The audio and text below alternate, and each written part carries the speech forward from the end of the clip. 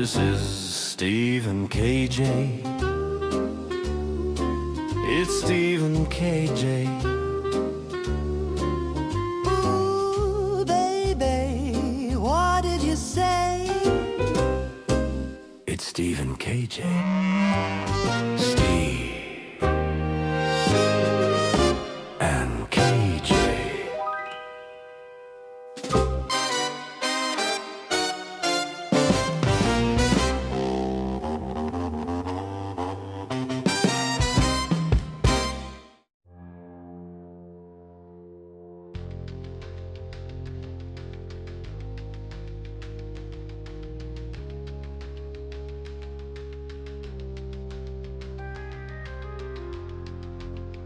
Are you ready to get fucked up on fast counts and a million DDTs?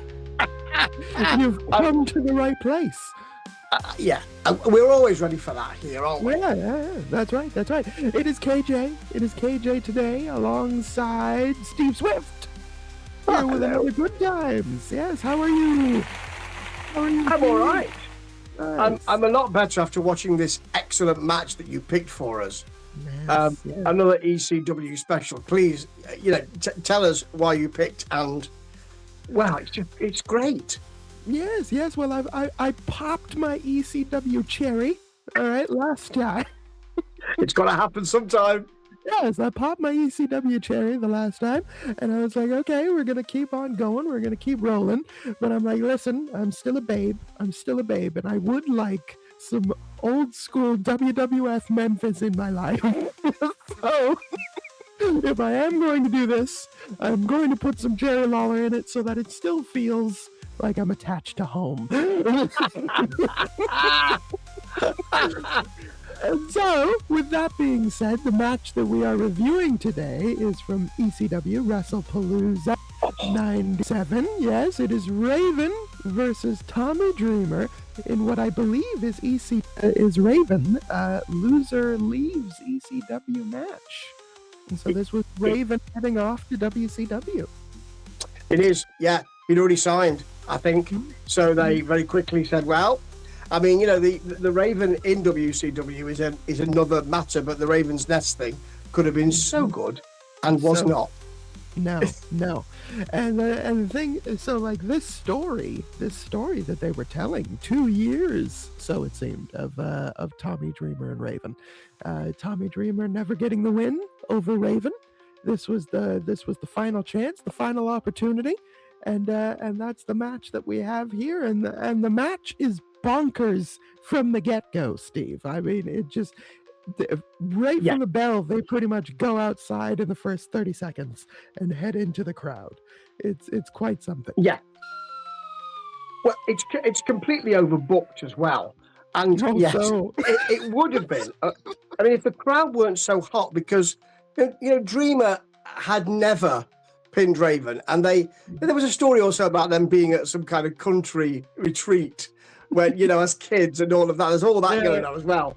But Raven, Dreamer, should I say, really, people thought was the heart and soul of ECW at this point. And so, to cement that, he really should be the one to beat Raven, to pin Raven. And the crowd are completely bonkers for this fight. Yes, and I mean, the atmosphere of this match is so... What I'm starting to learn about ECW is to expect nothing, because, like, Rick Rude is on commentary for this match with Joey Styles. It's like, what are you talking about? Yeah, Rick Rude is there, which is fantastic. He's come back as a kind of masked stranger, hasn't he, with ECW, I think. And Rick Rude's commentary is my favourite wrestler, Rick Rude.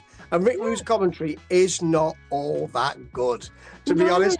I mean, there's some salacious comments, some of which are actually they're left out. Some of the things he said when we get some of the ladies in there. Oh, goodness gracious.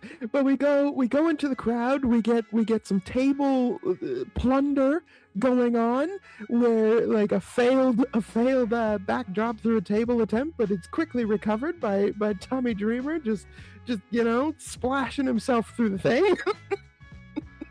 Yeah, I mean, you've got big pile driver attempts on the cement and all of that, on the concrete, because there's no mats in ECW, no mats, gentlemen. But one thing I really liked was that just above the action, you've got Francine and Shane Douglas just sitting there watching and enjoying it. That's lovely, a lovely touch. Just having a view, but they fight all around the audience. They fight all over the place. Blood is happening. All things are going in. They get back into the ring. More kerfuffling ensues. Like, I would call moves in this match, but there's not a terrible amount of them, although they're delivered quite well. We're talking pile drivers, DDTs, and shenanigans. But that's really all you need, because of this. Yes. This is just blood feud. Absolutely. And when you've been outside and thrown face first into a vending machine, any kind of moves after that sort of pale into insignificance. But you are right. There are some great moves in here, but that's not the important thing. The important thing is what's going to happen at the end of this fight. But they don't half fill it full of stuff, don't they? Good God. So the first time that Tommy Dreamer really gets the upper hand, some of Raven's lackeys immediately hit. They hit the ring, and Tommy Dreamer's trying to take him out. Beulah McGillicuddy gets in there. She drops a DDT on one of the lackeys whose name I did not get. but wonderful stuff. And then Chastity's in there, and Chastity does like some hairspray in the eyes. All of these are like finishes in the day, where like Raven with a low blow roll up, that's usually a finish after the distraction. Yeah. The hairspray in the eyes and the roll up, that's usually a finish. A pile driver after shenanigans, not a finish. DDT's aplenty. Did you get fight?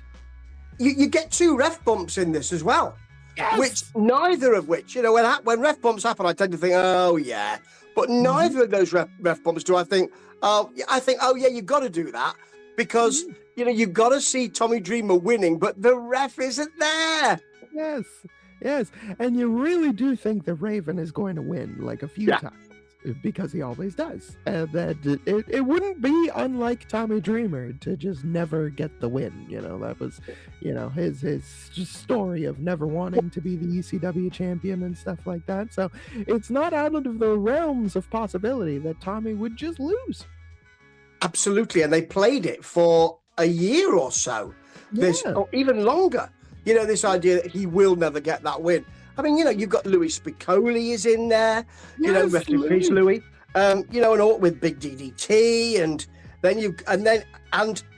eventually, go on, tell us how the ending is, because it's beautiful.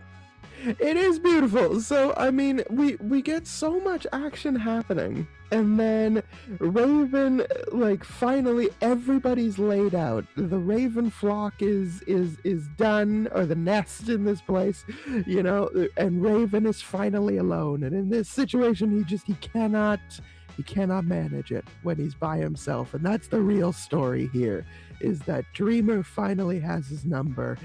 DDT to Raven.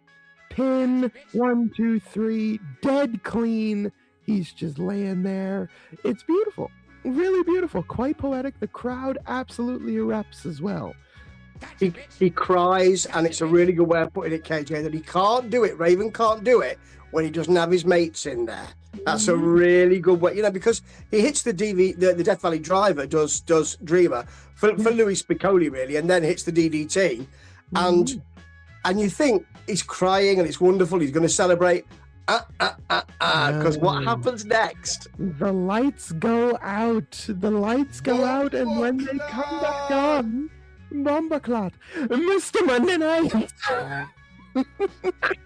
Mr. Monday Night, RVD shows up first with Fonzie. The chair, the spin kick into the face. Oh my God. And then the fight, another blackout. Sabu has appeared. It's now Sabu and RVD beating on Tommy Dreamer, but we're still not done, because just when you think Tommy might be saved or something might be okay, the lights go out a third time, and in this beautiful moment, the sound of the king. The The sound of the king. Jerry Lawler has entered the ECW arena. Sacrilege on all fronts. And oh my God, the chaos and the intensity. Like, I didn't think Jerry Lawler had it in him to be this nasty in this place, but it's pulled off so well. They beat the shit out of Tommy, and Jerry Lawler's just constantly talking shit. Because you're right, and what it is, I mean, it's a nasty promo. He calls out, Fonzie calls out Tommy, calls out Shane Douglas, who doesn't, who can't come down. So that's a point. And it's a passing of the torch. I mean, there had been WWF and at the time and ECW cross-pollination to a certain extent.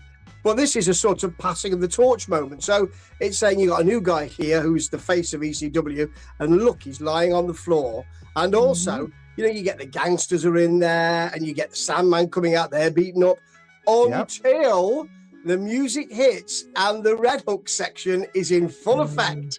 Yes, Taz enters down. There is the one iconic line that I'd be remiss if I did.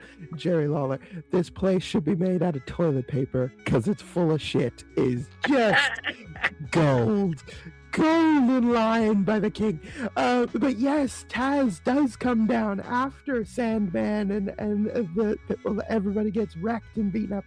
Taz comes down, finally clears the ring, and it's wonderful because it immediately, like, you don't have time to actually absorb that Tommy finally won and Raven is out of there. We move right into the next story, and I do like that really fast-paced storytelling where it's like, this thing is done, but don't worry because this next thing is going to happen, and this is really huge too. It's really good. So well done. And what you also get is, well, Dreamer might have won, but actually all of that's been, as you say, has been a bit forgotten, really. So you still keep the Tommy Dreamer underdog situation because you got, Taz came out and cleaned house. Sandman couldn't do that. The gangsters couldn't do that. Taz did that. Meanwhile, where's Tommy Dreamer? We've forgotten about him. You keep that working man linked to the fans, underdog feel for him, which is just, he's protected so well here. It's beautifully done.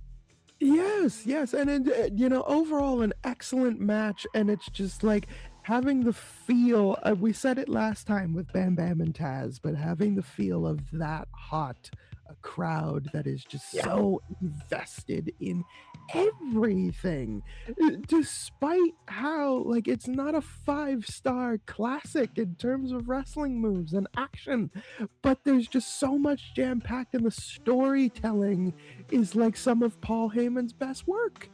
And Raven and Tommy telling this beautiful story that just flowed seamlessly into the next thing. And revolutionary at the time, ECW. And I remember tape trading at the time being phenomenally old. I remember tape trading at the time and it being a kind of link to the fans that no other brand, no other wrestling promotion had. A real link to those fans. It's beautiful. So next week, I'm going to bring in another ECW match, but it's going to be a stinker. So I'm sure you're looking forward to that. Well, thank you so much for bringing this one in, because wrestling then was great. Wrestling now is great. But remember, whatever you think about wrestling, good times are now.